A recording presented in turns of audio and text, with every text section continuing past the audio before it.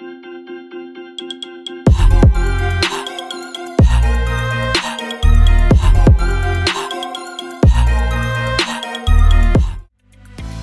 guys, welcome to Nascent Tutelage.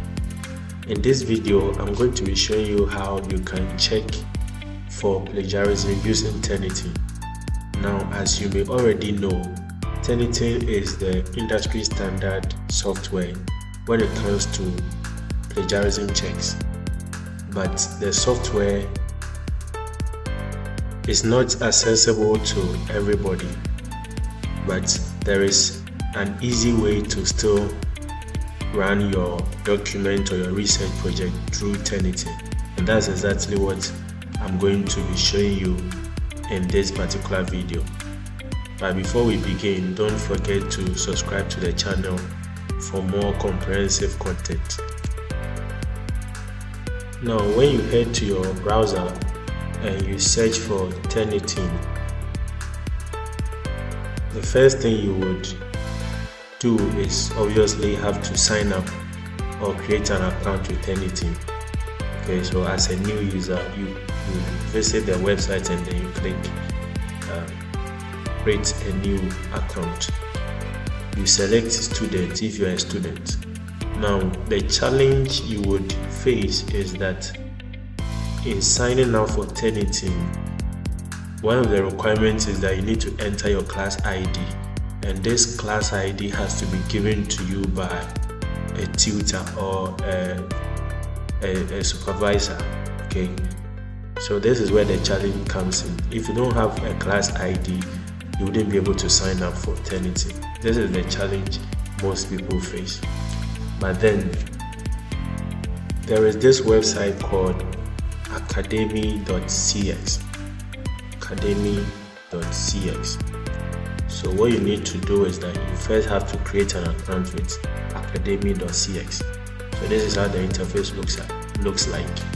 When you visit the website, create an account with your Google details or your Google account details.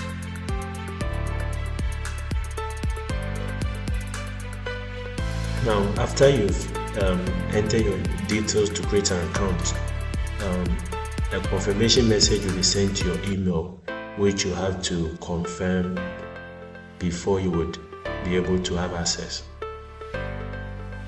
Now, once you've confirmed your email address or the confirmation message that has been sent to your email address on your phone, then you now select or click the option that says login. Now, you are going to enter your login details that you just used to create an account.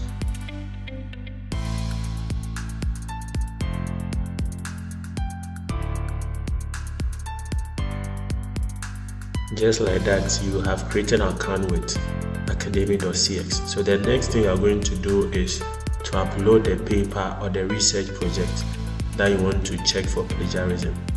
So you click on the option that says upload and then upload the document. Now, once you are done uploading, you will be in a queue. This is because this is a third-party software that grants you access to Turnitin. So they have an account with Turnitin. So once you upload it, other people are using them as a pathway to have access to Turnitin. So you'll be in a queue. So all you need is to exercise some patience. I can check again and see where you are. As you can see, I've reduced to queue number 11. When the results are ready, I'll have it here. Then I'll be able to download it. So now we are down to 1 on the queue, so you can see that our results is now processing. So about 10 minutes of patience, the results are finally in, and you can view them and also download them as well. So let's view the results that we've got. Yeah, so it's not that bad. 20% similarity when it comes to plagiarism. So this is the results for my work, and then 80% of the work I did was original, and then 20% of it is similar to what other people have done. So once you do this, you will be able to know the areas that you have to make the necessary corrections. So as you can see where it flagged my work.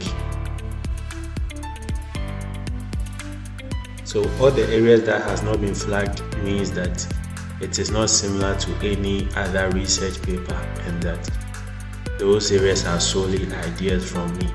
But the ones that have been flagged means that there are similarities with other research projects. Now when you come to the reference list, you will see that almost every reference entry has been flagged. This is normal because obviously other people are going to be using these references in their work, so there is nothing wrong with that. So when it comes to referencing, you can just ignore that one. Your focus should be on the portions in the work where it has been flagged and you have not appropriated the citations to them. So as you can see, this particular sentence, I have not attributed a citation to this particular one, and then it is showing me that this is similar to what somebody else has done, so I need to provide an in-text citation. So just go through whatever results you have and then make the necessary corrections. If you want to download it too, you just come to download PDF, then you can download it and then have access to it anytime you want it. So that's just about it. Thank you for your time, and then see you in the next video.